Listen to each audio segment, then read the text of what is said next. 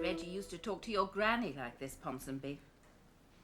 She was called Ponsonby too. And she used to give him inspiration.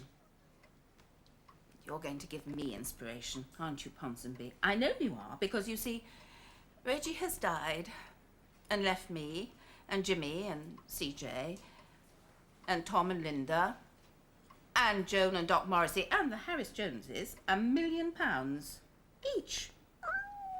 It's true, Ponsonby. But we only get it if we can convince Reggie's lawyer, Miss Geraldine Hackstraw, that we've done something completely and totally absurd. Precisely. It is absurd. But that's the situation. And all I can think of to do is to make some more of the square hoops I used to make for the grot shop. Which is a bit pathetic, really. Because children don't even know what round hoops are these days, let alone square ones. I'm sure David and Prue Harris-Jones are discovering an amazing talent for being absurd, Ponsonby.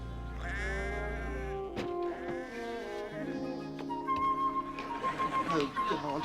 Alan's car's here. So what? Well, he said he might give me a job. He won't if I make a Burke of myself as Long John Silver. Getting cold feet, are you? Well, a cold foot. Well, do you really want to go in there? Geraint will be slicing bits off you to go in the Campari and soda. Oh, God, it's Owen. Hide! £1 million, David. Well, exactly. I just don't believe we can qualify for £1 million as easily as this. I think we should go and ask Miss Hackstraw what sort of thing she'd regard as sufficiently absurd. I'm not opting out. I'm just being sensible. Can one be sensible about being absurd? Well, maybe one can. Would it upset you awfully, darling, if we just went home? No, I'd be thrilled.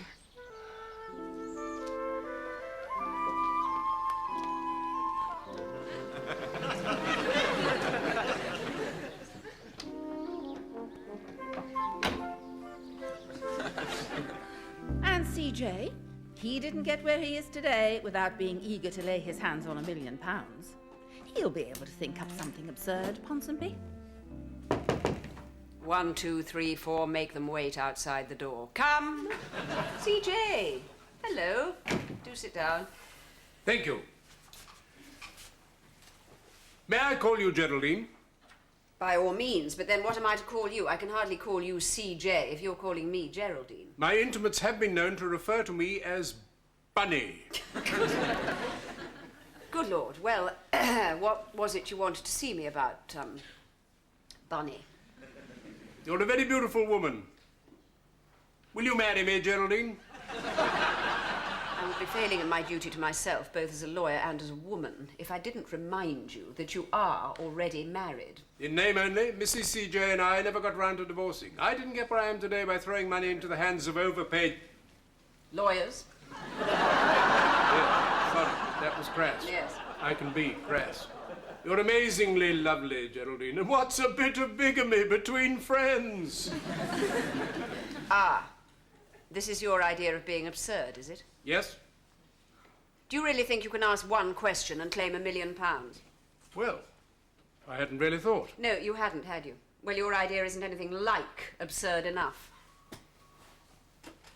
Does your marrying me really strike you as being totally and utterly absurd? Yes, I'm an old man. Not old, Bunny. Mature. Ripe. You make me sound like a cheese.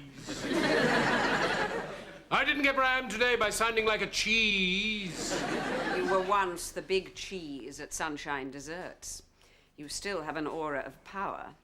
Power is sexy.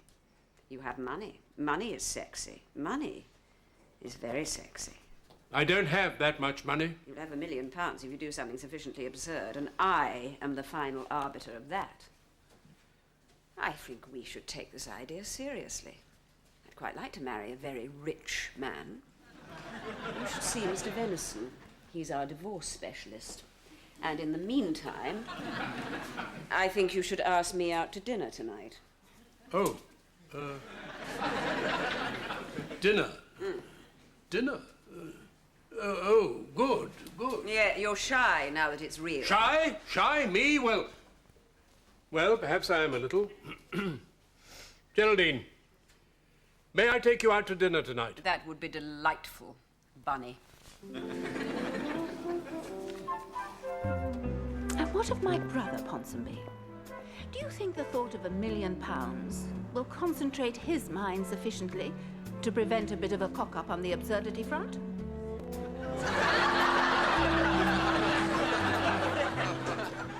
O'Brien, a pint of bitter, please. Sorry, do I? Jimmy. It's Jimmy. Jimmy. Good God. Good Jimmy. Oh, congratulations. Congratulations. Thanks. On coming out of the closet. Marvellous. What closet? Admitting that you're a transvestite.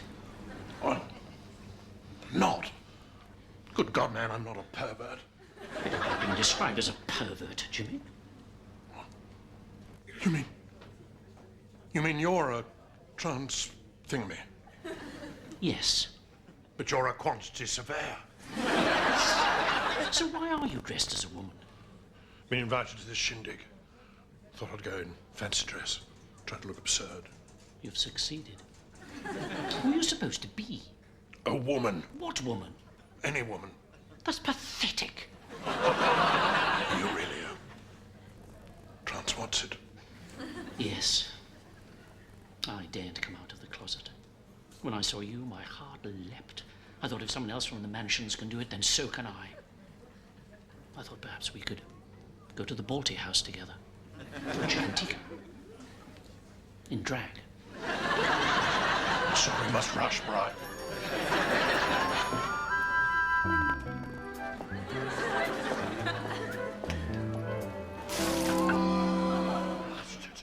Selfish bastard! Splash my tights!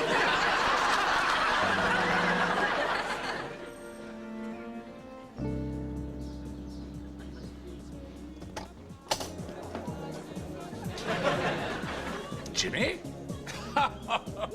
Oh, thank God. I was worried I'd forgotten to tell you it was fancy dress. I didn't want you making a fool of yourself.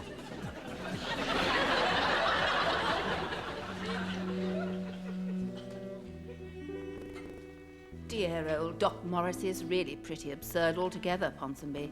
So I'm sure he'll come up with something.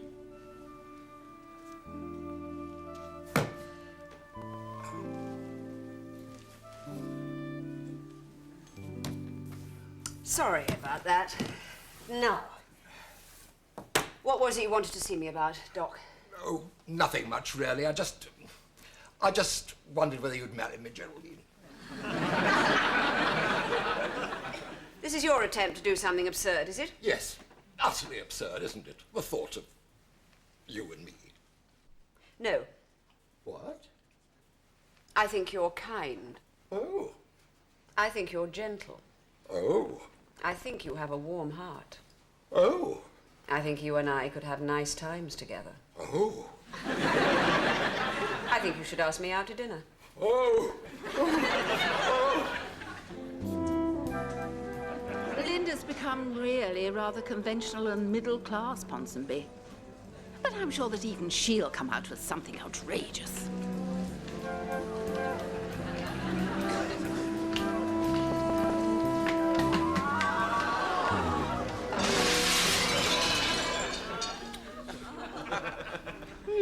An amusing little oak finish with a long vanilla nose.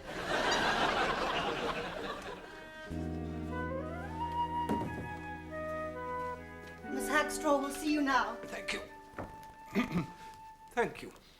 And what of Tom, Ponsonby? Do you think he can ever become an absurdity person? Good morning. You look absolutely... for you. Oh, thank you. That's very sweet of you. Do have a seat. Now, what can I do for you, Mr. Patterson, as if I didn't know? I was wondering if you'd like to come out to dinner with me sometime. Oh, only dinner. You aren't proposing marriage. Tut, tut, Mr. Patterson. That isn't very absurd. I don't understand. You are presumably assuming that I have no feelings and can be used by you in your pursuit of £1 million. How corrupting money is. First the lottery, now this. You think I'm playing games? You think I'm trying to be absurd? Well, aren't you? Miss Hackstraw, you are extremely beautiful. When we all sat in this room for the reading of the will, our eyes met. Probably by accident, but I could hardly breathe. I hoped that if I called on you, oh Lord, stupid, deluded Tom, I hoped you would be so impressed by the intensity of my feelings that, and the force of my personality, that love would jump barriers. I forgot that I'm not a love-jumping barriers person. Forgive me, Mr. Patterson. I'm so sorry. That's all right. It was a foolish thought.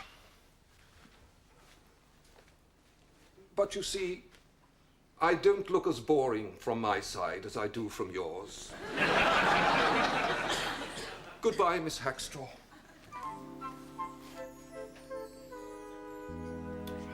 If I'd realized there'd be wine, I'd have brought some of my Fig Nouveau. But you didn't, so all's well.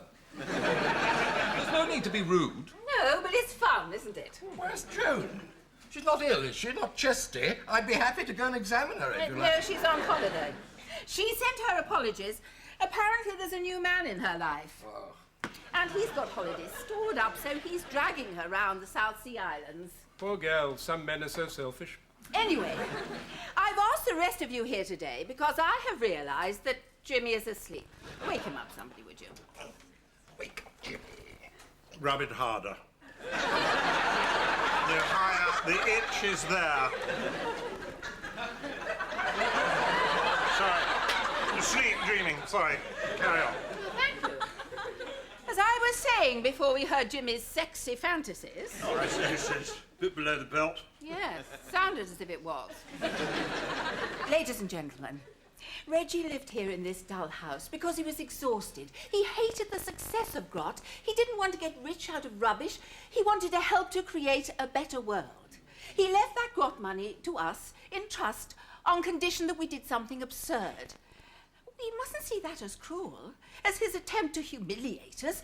We must see it as our chance to carry on his work. Yeah. Our motive shouldn't be the £1 million. Oh, welcome, though. That would obviously be. Our motive should be to repay my Reggie's trust in us. Oh, dear. I've moved myself so much I think I'm going to cry. You see, Reggie believed that the world was often so dull, so lacking in humour, that to be absurd, to regain the ability to be absurd that children have, would be a truly worthwhile memorial. I don't think I was absurd even as a child. I'm sure you weren't. Oh, you probably think that's an insult. I take it as a compliment. Oh, children. Now, we've all tried to be absurd individually. I haven't. Yes, you have. You asked Miss Hackstraw out to dinner. How the hell do you know that? She told me. She told you when? At dinner.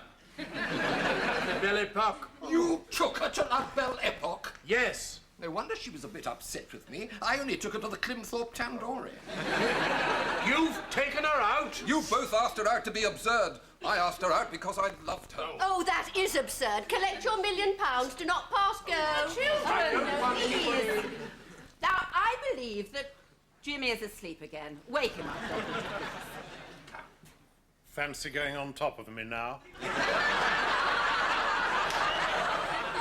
Sorry, dozed off, dreaming. I wonder if I could borrow your dreams sometime. Please, may I continue? Thank you. Now, have any of you on your own, done anything good enough to enable you to go to Miss Hackstraw and say, I claim the £1 million? Frankly, your ideas have been pathetic. Dressing up like bad charades, putting on roller skates, CJ and Doc finding an excuse to take out Miss Hackstraw because they're two dirty old men. What have you done that's so clever? Nothing. Absolutely nothing. I've been the most pathetic of all. And do you know why I've been pathetic? Because we shouldn't have been doing this individually. At Grot, we were a team. At Perrin's, we were a team. Reggie intended us to work as a team. I don't think Linda and I could work together even for £1 million. I agree. Oh, wonderful. That's the first time we've agreed for 8 years. Oh, don't be so stupid, Tom. You know what I meant. I agree. We couldn't possibly agree. I agree. Nevertheless, you are talking again, and that's something. And I don't think we ought to let Elizabeth down. Well said, that woman. I agree, and after all, none of us have got anything else to do. Well, all right. I'll give it a go. Well, I think I owe it to Mummy. Well said, that highly fanciful woman. Though not by me, it would be incest. Sorry. I hate to be the one to pour cold water over a wet blanket. I didn't get where I am today by pouring cold water over wet blankets. But I must ask the awkward question. All right, we've agreed to work together. But to do what? That's the fly in the woodpile. I think the solution to the fly in CJ's woodpile may lie in something Doc Morrissey said. May it? Oh. I think you may have solved the problem, Doc. May I? Oh. Was it something really rather brilliant? Yes, I think it may have been. Oh. Although maybe it wasn't. Sir, do you please explain to me what you're talking about? Yes, sorry. No, it was what Doc said. None of us have got anything else to do. Well, we haven't. Was that it? Was that my contribution? Yes. Now, don't you see? Some of us are, well, not exactly old, well, too old to work, and others have been made, well, redundant on grounds of, well, age, I was told, and so was Tom, and I don't know about Joan. Oh, yes. Her boss wanted legs crossed by a younger woman. Sorry, Reggie, if that was petty. Change the subject, somebody, would you? Absolutely. We'll cross those legs when we come to them. No, but you see, I really do have an idea. Oh. What? Oh, wake Jimmy up, somebody, would you please? Again, already, you're insatiable. Sorry, must have been in the land of Nod. Land of complete and utter fantasy, more like. The land you know well. Please, shut up! David has an idea. Good God. Sorry. Well done, that man. Well, come on then, spit it out. He's trying to, but none of you bloody well let him, so shut up. Yes, well, no, actually. Well, it is an idea. You'll probably think it's pretty feeble. It probably is pretty feeble. Stop running yourself down. Well, as I say, some of us being, well, as I say, well, not old, but oldish, and others having been made... Redundant-ish. Exactly. And I just thought the elderly and the redundant, we could sort of march on Tiptoe? Westminster. With placards saying, don't get rid of experience. Don't throw us all on the scrap heap. Prue was right. You do run yourself down too much. Oh. You've shown sound judgment. You said your idea was feeble, and it is. The inadequate are always sarcastic. No, but I don't think David's idea is at all feeble. Darling. I mean, it was feeble, but only because he put it so feebly. But darling. I think he's really onto something. I mean, there are so many senior citizens in our society, and so many people who are being made redundant long before they become senior citizens. Some of them at absurdly young ages. And I think we really should do something about it, on a massive scale. Oh, well said, Prue. There, you see what teamwork has produced? A rather pathetic remark from Doc. The significance of which is understood by David, but he expresses it rather feebly. And Prue expands on it, and now we have it. Do you realise what we're suggesting? A revolution. A bloodless revolution, I hope. We march on Whitehall. We march on Downing Street. We attempt to take over the government of the country. It's brilliant. It's absurd. Exactly. So it can win us £1 million as well. Aren't you all excited? Aren't you all thrilled? Jimmy, wake up! Gone. Left me. Cow, bitch. Sorry. Dreaming. Even my dreams end in disaster. Bit of a cock-up on the subconsciousness front. Quite a view. Extensive. See a long way. Bugger all worth looking at. Fancy a coffee? Oh, yes, please. Pity you haven't got any. Bit of a cock-up on the catering front. Got vegetable stock cube. Melt it down. Might make a cup of something. No, thank you. I'm not thirsty. Bit in the bottom of a bottle of schnapps. No, really, I'm fine. Jimmy, I've come to sound you out. Intriguing. Do you remember what we talked about at the meeting? I kept falling asleep, but got the gist.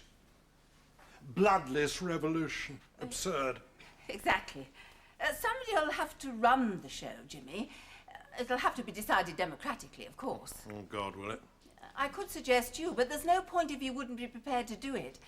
I mean, I just want to be sure that you don't feel past it. Well, because I keep nodding off, you mean? Well, not that particularly. I mean, Churchill used to take cat naps. He woke up refreshed. I wake up knackered. How's morale, Jimmy? Really deep down? Bad. Low ebb. Tried to kill myself twice, you know. Gas oven, Cornwall. Why, you and Reggie rescued me. Second attempt. Lay on railway line. No trains, bloody bastard beach. Recently thought, pity I failed. Maybe third time lucky. You lack a sense of purpose, a sense of destiny. True. No sense of destiny whatsoever. Imagine if it worked, Jimmy. A bloodless revolution, led by you. You'd be as famous as Wat Tyler. What, Tyler? He led the Peasants' Revolt in 1381. You've heard of Lambert's Signal? No. You could be as famous as him. Terrific. I think I will have that schnapps. Sure I can't get you anything? A glass of tap water? No problem.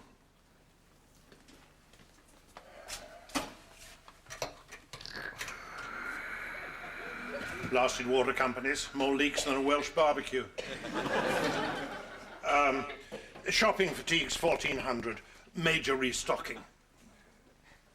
Yes. Lost a bit of confidence. Not sure I could pull it off, this leadership thing.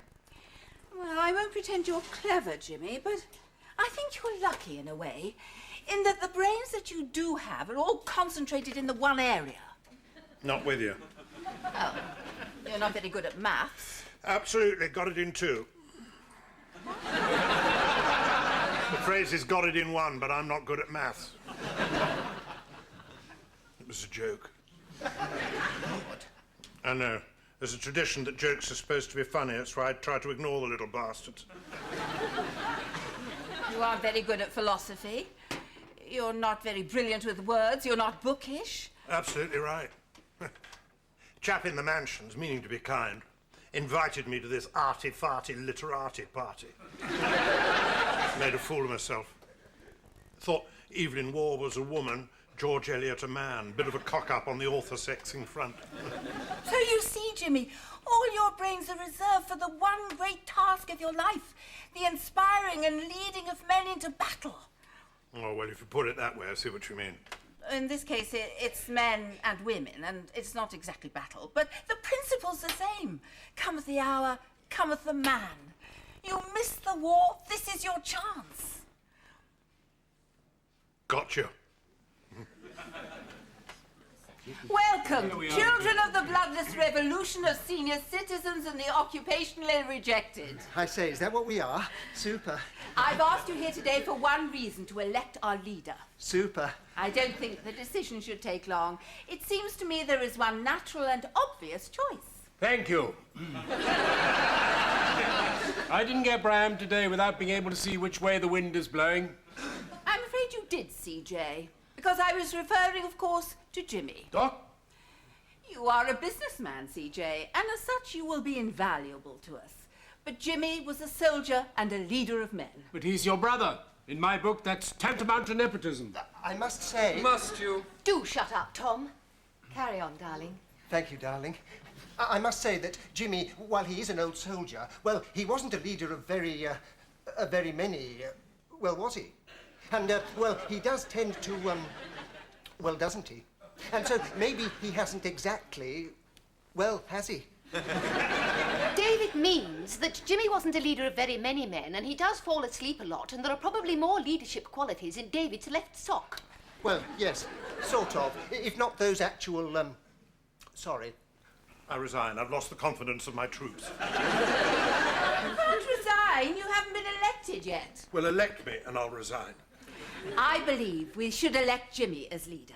All right, he's my brother. All right, he's no spring chicken. All right, his career to date hasn't been an unmitigated triumph.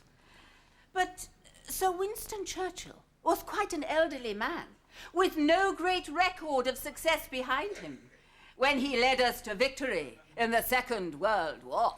I hope you're not comparing Jimmy to Sir Winston Churchill. I didn't get Bram today by comparing Jimmy to Sir Winston Churchill. It's all absurd, and it's all supposed to be absurd. And we're only doing it to inherit £1 million anyway, so let's elect him. Here, well, not exactly here, but yes, I agree, I think. Let's appoint him. He's promised to resign anyway. Let's get it over with. All those in favour of Jimmy as leader? I don't think you should vote for yourself, Jimmy. Oh, with you, bad form, right. You're elected Nem Con, Jimmy. Thank you very much, much appreciated. Your faith, very touching. I'll serve you to the best of my ability. Correct me if I've got the wrong end of the gist. But I thought you'd agreed to resign if we elected you. Did. Changed my mind.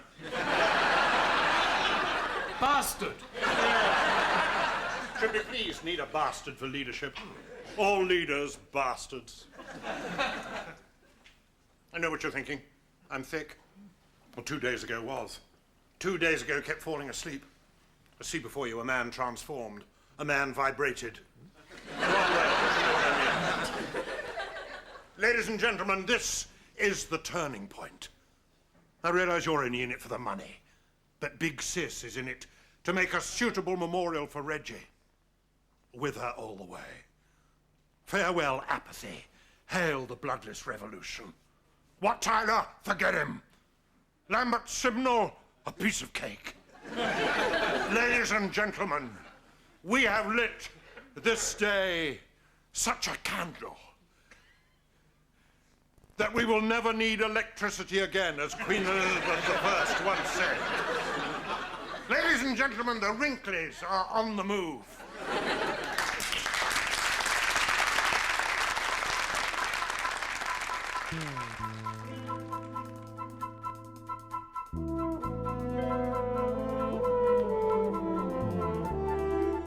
Cecil Rhodes takes on his greatest rival. The epic story continues next here on BBC One.